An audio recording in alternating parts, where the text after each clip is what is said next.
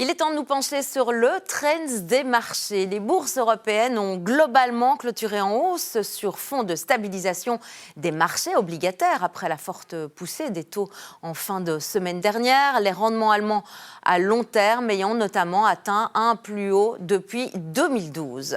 Sur Euronext Bruxelles, Elia a clôturé la séance en tête du BEL 20. Hors indice, Vastned a tiré son épingle du jeu. UCB n'a pas échappé à la chute généralisée du secteur pharmaceutique. Nyxoah a également lourdement chuté parmi les biotech. Penchons-nous à présent sur les marchés obligataires, on vient d'en parler, avec notre expert Vincent Juvins. Bonsoir Vincent. Bonsoir Fadi. Alors, il est vrai qu'on observe depuis quelques jours une forte remontée des taux d'intérêt sur les marchés financiers. Un petit éclairage peut-être, et puis aussi essayer de comprendre pourquoi cette hausse des taux.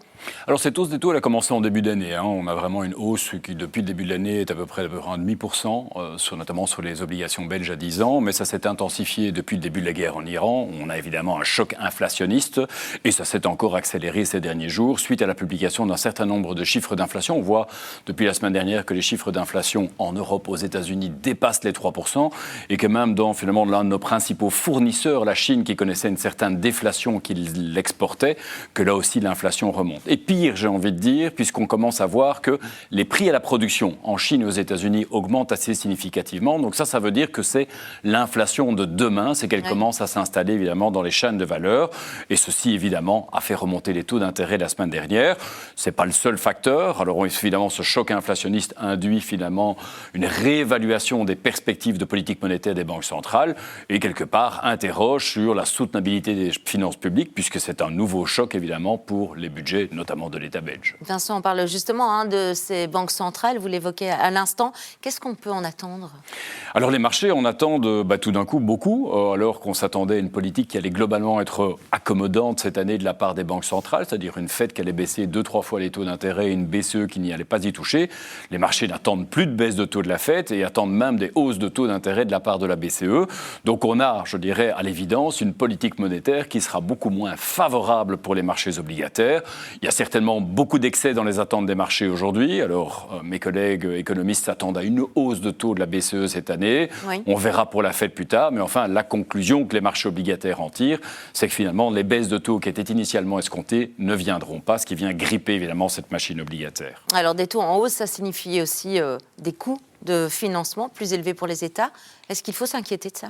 En tout cas, il faut être vigilant. On a vu notamment que la Belgique a eu sa notation crédit abaissée par 2 fois, par 2 agences de notation différentes. Ça veut dire que, évidemment, le coût du financement est aujourd'hui plus important. Il y a une compétition pour capter les capitaux auprès des investisseurs. Et il est certain que la manière dont on gère les finances publiques sera scrutée avec davantage d'attention maintenant que les taux d'intérêt augmentent. Ça va alourdir la charge d'intérêt des États. Donc, oui, c'est un facteur d'attention. Et certainement, à l'heure où on discute beaucoup de budget et soutien à l'un ou l'autre secteur, c'est certainement quelque chose que nos décideurs publics doivent garder à l'esprit. Alors, pour les investisseurs maintenant, c'est quoi l'impact de cette remontée des taux ? Alors, il ne faut pas le négliger. Ça nous rappelle évidemment 2022, qui fut un annus horribilis pour les marchés obligataires. Les marchés obligataires et l'Ukraine. Et l'Ukraine, et la crise stagflationniste qu'on avait connue à l'heure. Crise qu'on connaît à certains égards à nouveau, puisqu'on est face à une crise énergétique qui engendre un choc d'inflation. Et donc, on voit que les taux obligataires remontants, ça fait baisser le cours des obligations en circulation. À l'époque, les obligations mondiales avaient perdu l'équivalent de 15%. Ça vient rappeler aux investisseurs qu'une obligation, même souveraine, c'est pas sans risque. Oui. Quand les taux d'intérêt augmentent, eh bien, la valeur de cette obligation baisse. Donc, que peuvent faire les investisseurs ? Tout d'abord, se focaliser sur les obligations qui ont une maturité plus courte. Elles subissent moins l'augmentation des taux d'intérêt. Et puis, se focaliser sur des émetteurs obligataires qui ont finalement des fondamentaux plus solides que ces États qu'on vient d'évoquer.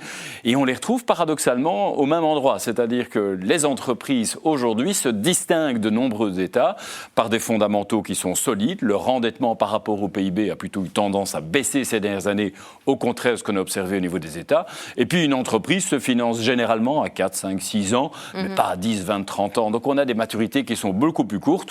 Et donc c'est la raison pour laquelle chez ING, on met plutôt l'accent sur ce type, en tout cas de papier obligataire dans nos portefeuilles. Ça apporte plus de résilience. Et d'ailleurs, la performance est au rendez-vous, puisque depuis le début de l'année, eh bien, les marchés d'obligations d'entreprise surperforment les obligations souveraines. Et je pense que ça restera encore vraisemblablement le cas dans le contexte particulier qu'on connaît actuellement. Très bien, merci pour tous ces conseils et puis pour votre expertise. Vincent Givens, à tout bientôt.